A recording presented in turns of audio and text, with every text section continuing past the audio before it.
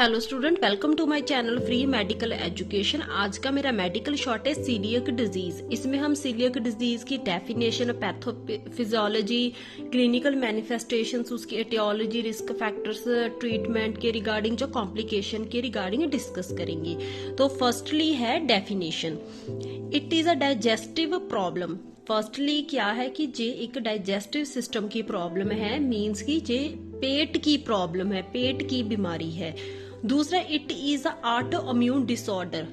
तो जे क्या है, ऑटो इम्यून डिसऑर्डर है, जिसमें क्या होता है कि जो हमारा इम्यून सिस्टम होता है वो हमारे ही हेल्दी सेल्स को किल करना स्टार्ट कर देता है। तो ये है ऑटो इम्यून डिसऑर्डर है। दूसरा, ट्रिगर्ड बाय ग्लूटेन कंजम्पशन। तो ये कब प्रॉब्लम स्टार्ट होती है, जब हम कोई ग्लूटेन से बना प्रोडक्ट खाते हैं। तो ग्लूटेन का है, ये है एक प्रोटीन है जो व्हीट, बैर्ली एंड राई में पाई जाती है, और भी कई बेकरी प्रोडक्ट्स में पाई जाती है, जैसे पेस्ट्रीज, केक वगैरह में। तो सिंपल इसको अगर हम सिंपल वर्ड में बात करें तो इसको गेहूं से एलर्जी या फिर कणक से एलर्जी भी बोल देते हैं, जो अक्सर कई पर्सन्स में पाई जाती है। तो इसमें क्या होता है, it leads to damage in the small intestine. तो ये मेनली किस पेट के किस एरिया को अफेक्ट करती है, स्मॉल इंटेस्टाइन को। तो और क्या करे, जो न्यूट्रिएंट्स हैं उनकी ऑब्जर्वेशन पे अफेक्ट डालती है। जो स्मॉल इंटेस्टाइन होती है उसमें एक माइक्रोविलाई पाए जाते हैं, जैसे आप इमेज में देख सकते हो। तो इनका काम क्या होता है कि फूड को ऑब्जर्व करना। तो जब मतलब किसी पेशेंट की, किसी पर्सन की बॉडी में ग्लूटेन जाता है तो ऑटोइम्यून रिएक्शन स्टार्ट हो जाती है। तो वो क्या करती है, सबसे पहले विलाई जो होते हैं उनको डैमेज कर देती है। तो जब विलाई डैमेज हो गए तो फूड न्यूट्रिएंट ऑब्जर्वेशन नहीं होगी। तो जो न्यूट्रिएंट ऑब्जर्वेशन है वो नहीं हो पाती, वो खराब हो जाती है। तो उससे क्या होता है, ऑब्जर्वेशन खराब होने के कारण जो न्यूट्रिएंट है वो ब्लड में जा नहीं पाते। तो ब्लड में जा नहीं पाते तो हमें जो भी मतलब हमारे जो इम्पोर्टेंट न्यूट्रिएंट्स हैं वो ब्लड में ना जाने के कारण बॉडी में कई प्रॉब्लम्स आ जाती हैं। तो इस सारी कंडीशन को बोल देते हैं सीलियक डिजीज। तो आई रिपीट अगेन, फर्स्टली ये डाइजेस्टिव प्रॉब्लम है, मतलब पेट की प्रॉब्लम है।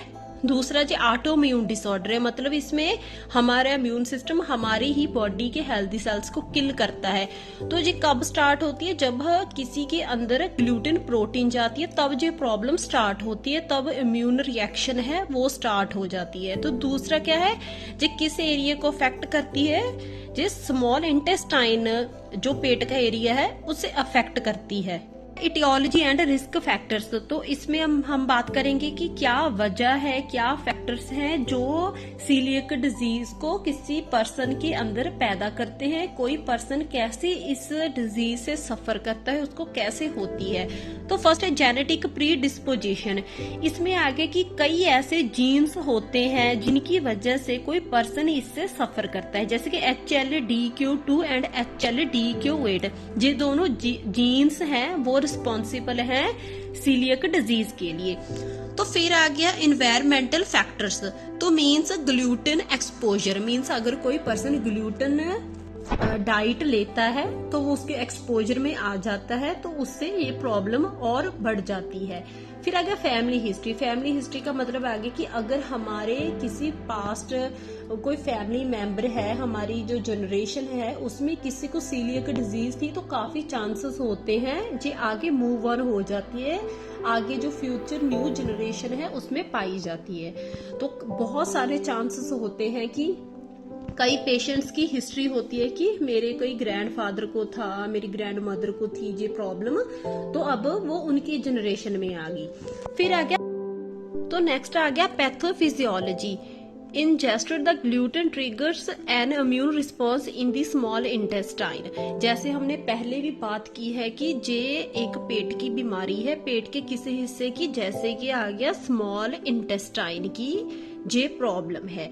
तो क्या होता है कि जब कोई भी ग्लूटेन वाली डाइट खाता है, किसी की बॉडी में ग्लूटेन जाता है, जिनको भी सीलियक डिजीज है वो उनसे सफर कर रहे हैं, तो वो जब ग्लूटेन की स्मॉल इंटेस्टाइन में जाता है तो फिर तुरंत इम्यून रिएक्शन स्टार्ट हो जाता है। तो इम्यून रिएक्शन क्या करता है, जो स्मॉल इंटेस्टाइन में विलाई होते हैं, जैसे आप इमेज में देख सकते हो, तो वो पहले तो बात करते हैं कि जो स्मॉल विलाई होते हैं इंटेस्टाइन में, इनका काम क्या होता है कि जो न्यूट्रिएंट्स होते हैं उनको एब्जॉर्ब करना और नेक्स्ट उनको ब्लड स्ट्रीम में भेज देना, कि जिससे हमारी बॉडी में जिससे हमारी बॉडी को बहुत बेनिफिट होते हैं, वो बहुत इंपॉर्टेंट होते हैं हमारे लिए। पर इसमें क्या होता है कि जो स्मॉल इंटेस्टाइन में विलाई होते हैं वो डैमेज हो जाते हैं, तो वो अच्छे से काम नहीं करते। तो नेक्स्ट जैसे कि immune reaction damage the villi, जब भी ग्लूटेन अंदर जाएगा स्मॉल इंटेस्टाइन में रिएक्शन होगी तो इम्यून रिएक्शन स्टार्ट हो जाएगा। तो उससे क्या होता है कि माल एब्जॉर्प्शन हो जाती है, अच्छे से न्यूट्रिएंट्स हैं जो ऑब्जर्व नहीं हो पाते। उससे क्या होता है, अगर न्यूट्रिएंट्स ऑब्जर्व नहीं हुए, वो ब्लड स्ट्रीम में नहीं गए, तो उससे क्या होता है काफी बॉडी में प्रॉब्लम्स स्टार्ट हो जाती हैं। तो फिर आगे क्लिनिकल मैनिफेस्टेशंस, मतलब कैसे पता चलता है कि किसी को ये प्रॉब्लम्स है, उनकी बॉडी में क्या दिक्कत आती है, क्या साइन आते हैं कि वो मतलब कोई दिक्कत आ रही है कि उनको डॉक्टर को दिखाना चाहिए। फर्स्ट आगे गैस्ट्रो इंटेस्टाइनल सिम्टम्स, मतलब जो पेट में आती है। एक तो कई लोगों को बहुत ज्यादा डायरिया होता है, बहुत सिवियर एब्डोमिनल, जब भी वो ग्लूटेन वाली डाइट लेते हैं उनको तुरंत बहुत सीरियस, बहुत ज्यादा अनटॉलरेटेड पेन स्टार्ट हो जाती है। फिर हो गया ब्लोटिंग, उनको थोड़ा भारापन फील होता है। तो उसके अलावा कई लोगों में कॉन्स्टिपेशन हो जाती है बहुत सिवियर। तो नेक्स्ट है एक्स्ट्रा इंटेस्टाइनल मैनिफेस्टेशंस, तो पेट के बिना और उनको क्या क्या दिक्कत आती है। तो फिर आ गया फटीग, तो एक तो उनको बहुत थकान फील होगी, वो बहुत ही वीक फील करेंगे, सुस्त से रहेंगे। फिर आगे अनीमिया, जो बहुत कॉमन सिम्टम है। ये कैसे हो जाएगा, क्योंकि अच्छे से ऑब्जर्वेशन नहीं हुई फूड न्यूट्रिएंट्स की, तो वो प्रॉपर ब्लड स्ट्रीम में नहीं गई।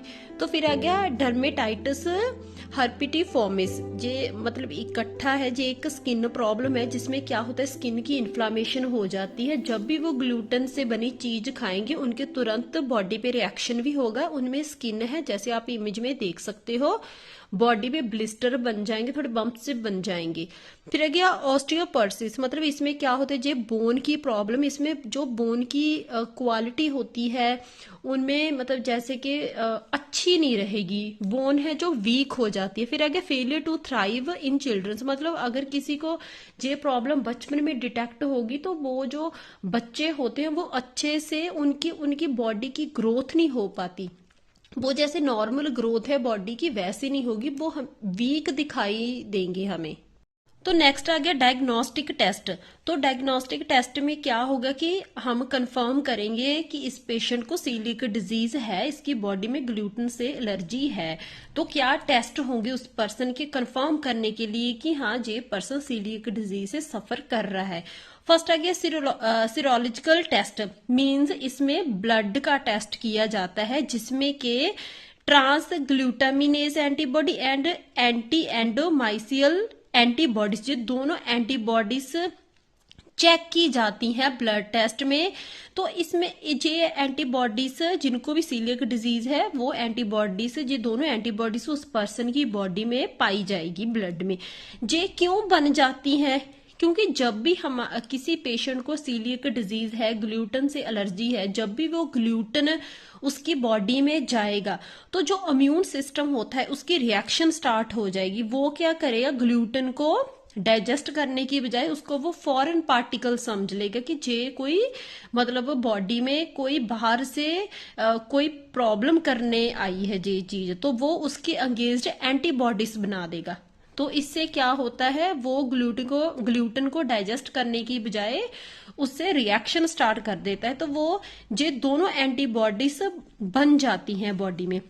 फिर आगे इंटेस्टाइनल बायोप्सी, तो फिर क्या होता है, पेट में से थोड़ा सा पीस लिया जाता है स्मॉल इंटेस्टाइन से, जिसमें विलाई एट्रोफी, मीन्स के एट्रोफी का मीन्स आ गया कि जब कोई ऑर्गन हो गया या टिश्यू हो गए वो अपने साइज में कम हो जाते हैं, डिक्रीज हो जाता है वो पार्ट, जैसे कि विलाई जो होंगे वो अपने साइज में डिक्रीज हो जाएंगे।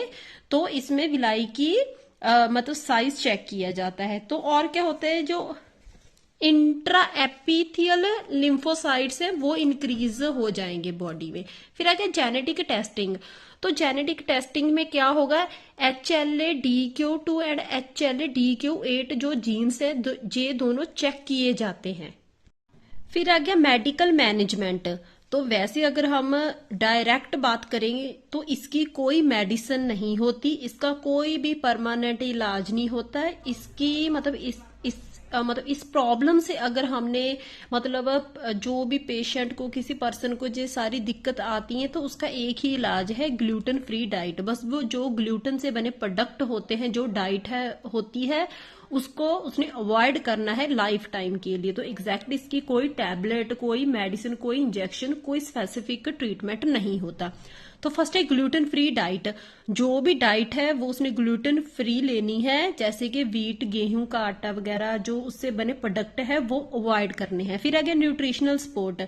फिर आ गया जो भी सप्लीमेंट, जैसे कि आप समझ रहे हो कि पहले भी हमने बात की थी कि स्मॉल इंटेस्टाइन ने क्या करना होता है, जब भी कोई फूड प्रोडक्ट वहां पे जाता है उसको ऑब्जर्व करना है, न्यूट्रिएंट्स को तो ब्लड स्ट्रीम में भेजना है। तो इस चीज की डेफिशिएंसी होने के कारण आयरन, कैल्शियम और vitamin D proper blood stream में नहीं जा पाते, इनका ऑब्जॉर्प्शन नहीं हो पाता।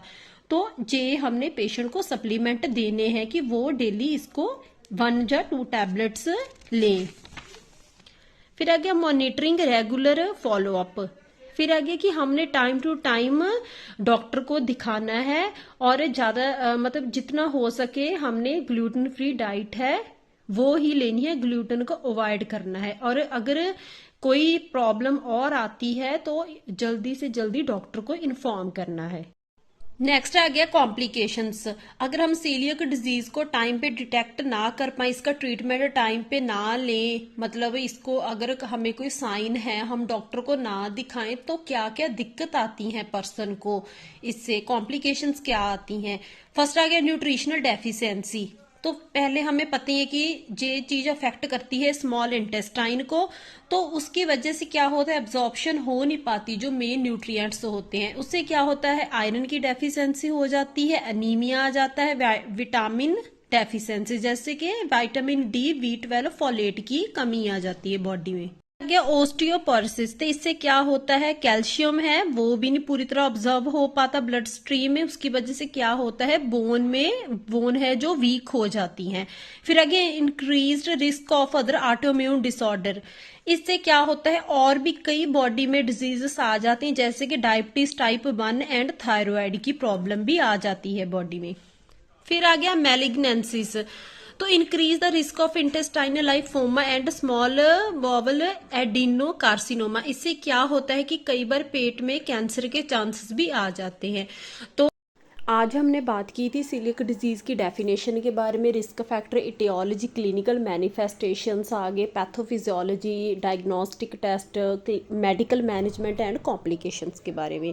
अगर आपको मेरी वीडियो अच्छी लगी, मेरे चैनल को शेयर करना, सब्सक्राइब करना और लाइक करना और कमेंट करना। तो थैंक यू टू